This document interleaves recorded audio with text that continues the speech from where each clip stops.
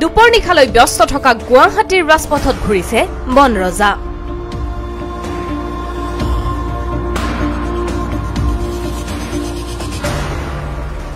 এয়া কামাখ্যা মন্দিৰলৈ যোৱা পথৰ দৃশ্য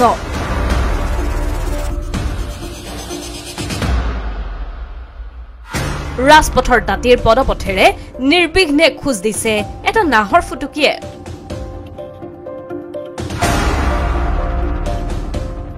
এয়া সন্ধিয়াৰ দৃশ্য আগে আগে নাহৰ ফুটুকি পিছে পিছে জৰুৰী সেৱাৰ এখন বাহনত থকা আৰোহীৰ মোবাইলৰ কেমেৰাত বন্দী হৈছিল এই দৃশ্য চাৰিওফালে নীৰৱ নিস্তব্ধ পৰিৱেশ এনে নিজানিতাল পৰিৱেশত বনাঞ্চল এৰি জনাঞ্চললৈ ওলাই অহা নাহৰ ফুটুকি পৰিল ফান্দত